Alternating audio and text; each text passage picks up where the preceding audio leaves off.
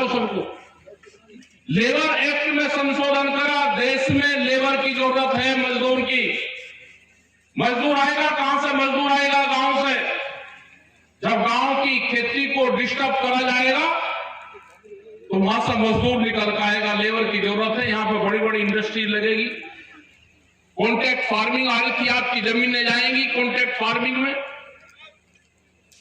वहां से लेबर तैयार होगी। क्योंकि चाइना के कंपटीशन में एक देश यूएसए और यूरोपियन कंट्री को चाहिए कि जिस देश की जनसंख्या ज्यादा हो, जहां से लेबर हमको मिल सकती हो, हम वहां पे इंडस्ट्री लगा के चाइना का कंपटीशन कर सकते हो, तो वो देश है भारत।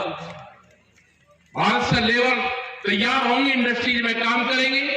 लेबर एक्ट यहां पे बना दिया, उसमें संशोधन कर दिए। न कोई धरना प्रदर्शन हो सकता। जो बड़े बड़े हाईवे रेलवे ट्रैक बन रहे हैं, आपके लिए नहीं बन रहे। ये वॉलमार्ट जैसी कंपनियां आ रही हैं जो माल को इधर से उधर ट्रांसपोर्ट करने का काम करेगी, जिनके पास में कई कई हजार पानी के जहाज हैं। ये किसी भी देश के फ्रूट को उठा के वो दूसरे कंट्री में भेज सकते हैं। ये इसलिए हाईवे बन रहे हैं। आपको एक आंदोलन करना पड़ेगा। आपके साथ में सब लोग हैं। विजय बोलो ना, सरकारी संस्था के सब लोग भी तंग हैं। वो चाहे जुडिशरीज के जज हों, चाहे वकील हों, बिजली के अधिकारी कर्मचारी हो, वे पुलिस फोर्स और मिलिट्री के लोग हों, जब तक उनको तनख्वाह मिल रही है तो ठीक है। रिटायर होने के बाद में वे सब आपके साथ में आंदोलन में शरीक होंगे। एक संघर्ष करना पड़ेगा देश में। ये देश आंदोलन से बचेगा। ये देश किसी पॉलिटिकल पार्टी से नहीं बचेगा। सब पॉलिटिकल पार्टी जो विपक्ष है वो भी उनके घर में ही गिरवी रखा हुआ है सरकार के।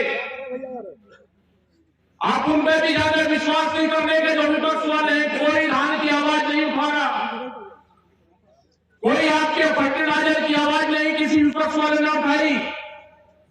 यहां जब सत्ता मिलती है तो ये किसान याद आता है। जब सत्ता मिलेगी आप काम नहीं करोगे, विपक्ष मिलेंगे, विपक्ष में रहोगे तो आप आंदोलन नहीं करोगे। आपको विपक्ष की पार्टी से भी दूर रहना पड़ेगा। आपको अपना ध्यान केंद्रित आंदोलन पर करना पड़ेगा। जिंदा रहना है तो संघर्ष करने पड़ेंगे, नहीं तो ये जमीन जायदाद आपकी सब जाएगी। ये जिस तरह की सरकार है अटल बिहारी वाजपेयी की, बीजेपी नहीं है। ये उद्योगपतियों की सरकार है, उद्योगपतियों की। अगर किसी प्रदेश की, किसी जिले की, किसी स्टेट की, किसी शहर की, किसी गांव की हालात देखनी है तो जाओ अपने लाला जी का जो काउंटर है उसकी दुकान देख लो। अगर उसका काउंटर और शहर में लाला जी की दुकान बढ़िया शीशे लगे हुए हैं, बढ़िया उसका काउंटर बना हुआ है, तो देख लेना कि यहाँ की हालात ठीक है। अगर मेरे जिले का, मेरे गांव का, मेरे शहर का जो व्यापारी है वो मजबूत है तो उस देश की जनता भी, उस क्षेत्र का किसान भी मजबूत पाएगा। अगर लाला जी के काउंटर में भी कुछ है नहीं और उसका काउंटर भी फटा हुआ है, शीशा नहीं लगा हुआ है, वो भी फटे हालात में है, तो स्टेट की हालात भी खराब पाएगी, उस शहर की, उस कॉलोनी की हालात भी खराब पाएगी। ये छोटे दुकानदार भी जाएंगे। अगला टारगेट जो स्मॉल इंडस्ट्रीज है, जो साप्ताहिक बाजार है जिसमें 4.5 करोड़ लोग काम करते हैं, अगला टारगेट वो है। जो साप्ताहिक बाजार से हमारी माताएं बहनें 2 रुपए का कंगा और 5 रुपए का सिंदूर लेती थी, वो बाजार भी बंद होगा। वो बाजार सीधा वॉलमार्ट जैसे कंपनी खुलेगी, जो बड़े बड़े मॉल खुलेंगे वो उसमें शिफ्ट होगा। बड़ी तैयारी है देश को बेचने की। जो देश की सरकार के खिलाफ आवाज उठाएगा उसको खालिस्तान नहीं कहेंगे, उसको पाकिस्तान नहीं कहेंगे, उसको अफगानिस्तान नहीं कहेंगे, उसको कहेंगे कि ये देश तोड़ने की बात कर रहा। अगर सच्चाई की बात कहेंगे, सरकार के खिलाफ कोई बात कहेंगे, तो इतना भ्रमित कर दिया कि ये देश तोड़ने की बात करते हैं। मतलब सरकार के खिलाफ आवाज उठाना जैसे देश के खिलाफ विद्रोह कर दिया। ये हालात यहां नहीं है, ये हालात सब जगह है और ये सब पार्टियों में है।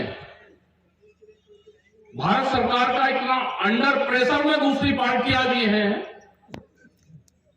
उनके लोग वहां तक घुसे भी हैं अंदर तक, उनकी पार्टी की स्कीम भी वही बनाते हैं।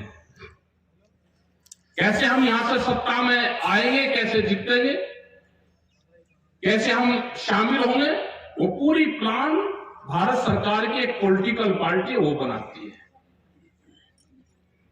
ये विपक्ष वाले भी कुछ नहीं कर रहे। जब तक विपक्ष लाठी नहीं खाएगा, एक लाठी नहीं खा रहा, कुछ नहीं होने वाला।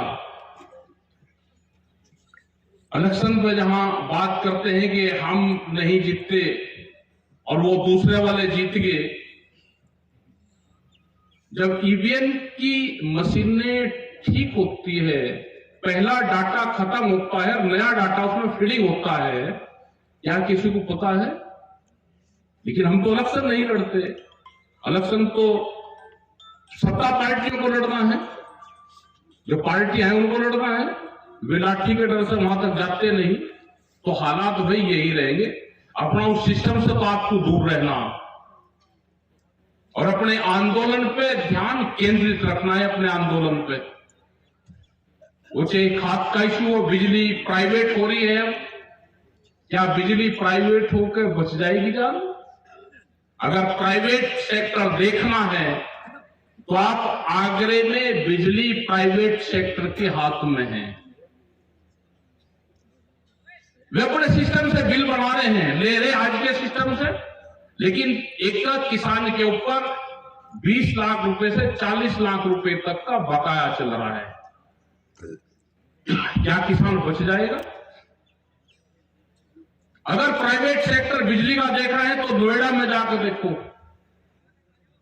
वहां पे प्राइवेट बिजली है, उसकी हालात क्या है।